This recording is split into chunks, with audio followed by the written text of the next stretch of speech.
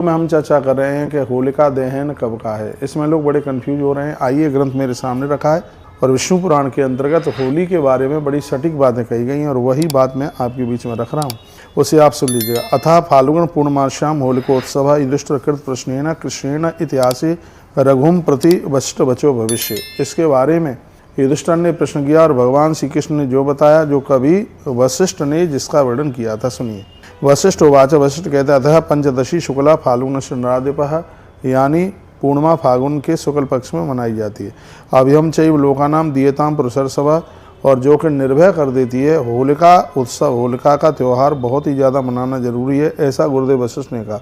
वशिष्ठ उवाच, वह इस बात को कहते हैं, वह कहते हैं कि तमग्निम त्रिपरिक्रमा गायंतु च हसंतु चाह चलपंतु स्वेच्छया लोका निशंका ये सिन्मता तीन शब्देन सा पापा होमेन चंद्राकृता। इसके लिए मैं एक दूसरी वीडियो में आपको डालूंगा जिसमें उन्होंने ये कहा है कि होली की प्रदक्षिणा परिक्रमा कितनी लगानी चाहिए, क्या उसकी राख घर लेकर के आएँ, यह भी आप सुनेंगे। लेकिन अभी जो एक प्रश्न चल रहा है, लोग बड़े इसमें कन्फ्यूज हो रहे हैं कि होलिका उत्सव कब का मनाया जाए। तो पहले तो मैं आपको यह निवेदन कर दूँ कि पूर्णिमा जो है वह 2 तारीख को शाम को प्रदोष काल में आरंभ हो रही है, और जो कि है पूर्णिमा आप ये समझ लीजिएगा 3 तारीख को, और प्रदोष काल से पहले ही पूरी हो जाएगी, प्रदोष काल से पहले पूरी हो जाएगी। तो अब इसमें जो वर्णन किया गया है वो ये है कि तत्र पूर्णिमा प्रदोष व्यापिनी भद्रा रहिता ग्राह्य, जिसमें भद्रा ना हो ऐसी प्रदोष व्यापिनी ही पूर्णिमा को ये होलिका का दहन होता है। तो पूर्णिमा को ही होलिका दहन होना चाहिए। और इसमें यह भी कहा गया है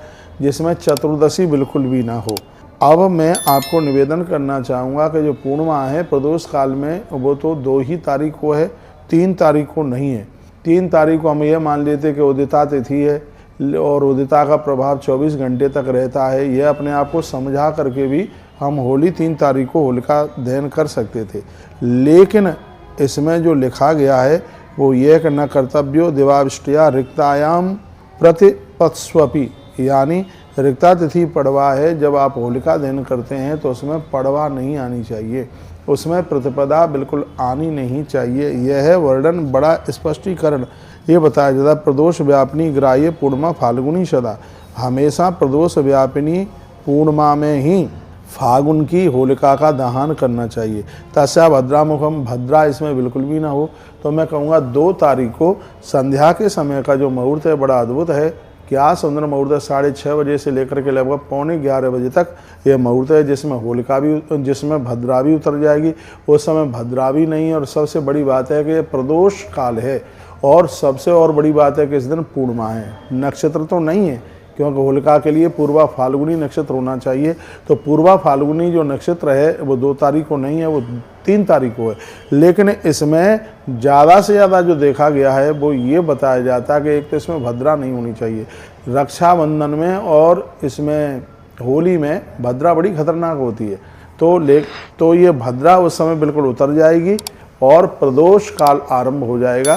जो मैं आपको निवेदन कर रहा हूँ 6:30 बजे का टाइम इसलिए तो बता रहा हूँ, 6:30 बजे से लेकर के 11:45 बजे रात्रि तक होलिका दहन का ये इतना अद्भुत टाइम है जिसमें पूर्णमासी अपने आप में पूरी है।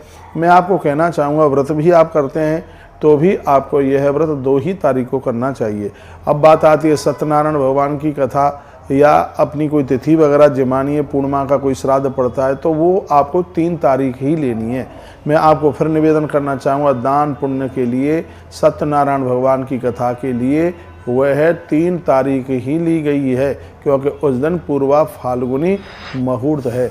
मैं आपको कहूँगा, यदि प्रदोष काल में रात्रि को हमें पूर्णिमा मिल जाती होती तो 2 तारीख से 1 लाख गुनी ज़्यादा होली फिर 3 तारीख को ही होती। लेकिन 3 तारीख में पड़वा चल करके आ रही है और प्रदोष काल से पहले ही पूर्णिमा पूरी हो रही है और उसमें आ रही है पड़वा। तो यहाँ इस ग्रंथ में लिखा है कि इसमें लिखा है न कर्तव्यो दिवाविष्ट्याम रिक्तायाम, रिक्ता तिथि है, लिखा है कि प्रतिपदा यह है जिसमें प्रतिपदा पड़वा आ जाती है, तो उस तिथि में बिल्कुल होलिका का दहन नहीं करना चाहिए। यह स्पष्ट वर्णन किया गया है। यदि ऐसे में कर देते हैं तो होली राष्ट्र भंगम करोति, वही राष्ट्र को परेशान करती है, अग्नि का प्रकोप हो सकता है और दुनिया भर की दिक्कतें हो सकती हैं। इसलिए भद्रा में भी और रात्रि को पड़वा आ रही हो तो उसमें भी होलिका दीप निषेधताम, उसमें होलिका को बिल्कुल निषेध बताया गया है। तो इस बात का बहुत ज़्यादा ध्यान रखें। और देखो, हम आपको बिल्कुल कंफ्यूज नहीं करेंगे, बिल्कुल भी कंफ्यूज नहीं करेंगे। ये तो अपनी इच्छा है, जो लोग जब बहुत लोग 3 तारीख को भी मना रहे होंगे, लेकिन मेरे सामने ग्रंथ रखा हुआ है और भविष्य पुराण में इसका बहुत सुंदर उदाहरण दिया गया है और वही उदाहरण मैं आपके सामने रख रहा हूँ। और भैया, हम लोग तो होली है वो 2 तारीख को ही मना रहे हैं, लेकिन इतना और ध्यान रखना, इससे पहले भद्राए 6:30 बजे से पहले आपको होलिका दहन करना ही नहीं है। 2 तारीख को 6:30 बजे से पहले होलिका दहन करना नहीं है, क्योंकि संध्या के समय में भद्रा पूरी हो रही है और उसको पूरी होने के बाद थोड़ा सा टाइम छोड़ने के तत्पश्चात 6:30 बजे से लेकर के 11:45 बजे तक होलिका दहन का टाइम समय बहुत अच्छा है। तो प्रदोष काल में ही होलिका दहन कीजिए। और सबसे बड़ी बात यह है कि रात को पड़वा नहीं लग रही। 3 तारीख को यदि रात्रि को पड़वा नहीं लगी होती और हमें संध्या प्रदोष काल में पूर्णिमा मिल गई होती तो हम ये होलिका दहन है वो 3 तारीख को ही करते। लेकिन अब 3 तारीख को होलिका दहन नहीं होगा, होलिका दहन होगा 2 तारीख को। 3 तारीख खाली है और फिर 4 तारीख को आप रंग भरी होली खेलेंगे। 3 तारीख खाली क्या है, उसमें सत्यनारायण भगवान की व्रत की कथा, दान पुण्य है, जो भी है जप अनुष्ठान है, उसके लिए ये बहुत ज़्यादा अद्भुत है। कौन सी? यह है 3 तारीख, बहुत अद्भुत है। तो व्रत की भी पूर्णिमा 2 ही तारीख को है और होलिका दहन भी 2 ही तारीख को है। इसमें कोई कन्फ्यूज नहीं है। ये हमने आपको निवेदन किया, आपने सुना। बहुत बहुत धन्यवाद।